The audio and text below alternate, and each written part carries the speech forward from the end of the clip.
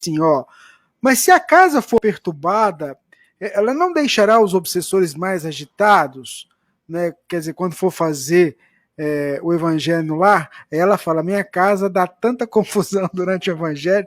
Então, se você puder falar mais um pouquinho para a gente acrescentar, que eu acho que é um ponto realmente muito importante, o evangelho no lar. Como é o nome dela, a última? A Marli. Marli. Marli. Marli, boa noite. Pode ser que isso aconteça, mas é muito importante que os nossos corações estejam bem sintonizados com aquilo que eu quero que ocorra com o evangelho no lar.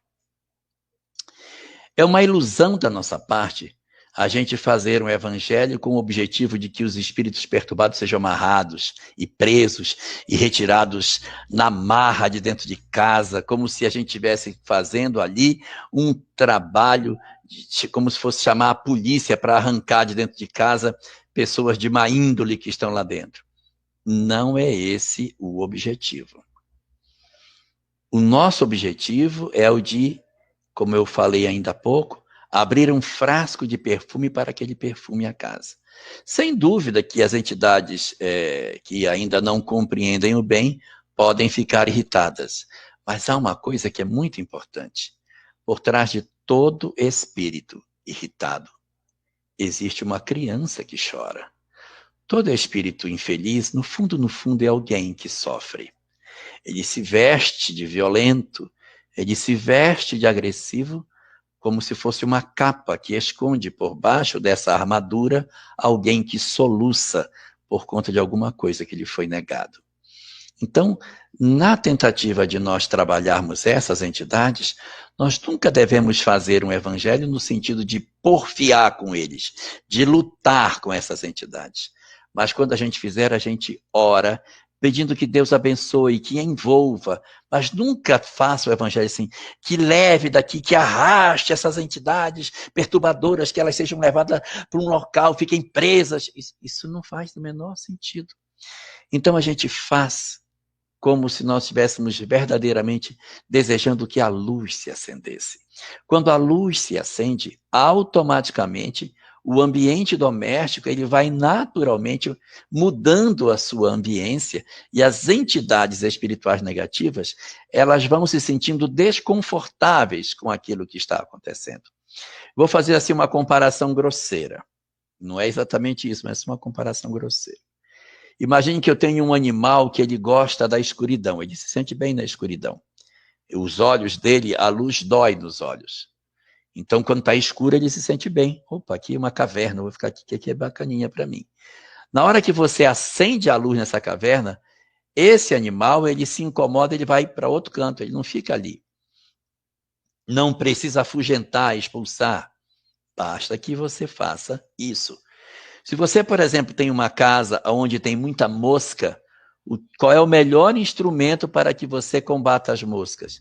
Não é comprar um mata-mosca, não é você jogar veneno, porque elas virão outras. É você descobrir qual é a causa que atrai para que as moscas não venham. Isso é uma comparação grosseira, não estou chamando ninguém de mosca. Só para a gente entender. A gente tem que tirar o que promove o interesse de determinadas entidades de ficar no nosso ambiente doméstico. E aí a gente vai fazer isso, sem violência, sem agressão, na expectativa de que a construção do evangelho no lar crie essa ambiência que vai naturalmente fazendo com que essas entidades elas se sintam desconfortáveis, elas vão sendo ou atendidas, conversadas pelas entidades que atendem a nossa casa, ou elas se retiram porque não se sentem à vontade no novo ambiente que foi criado.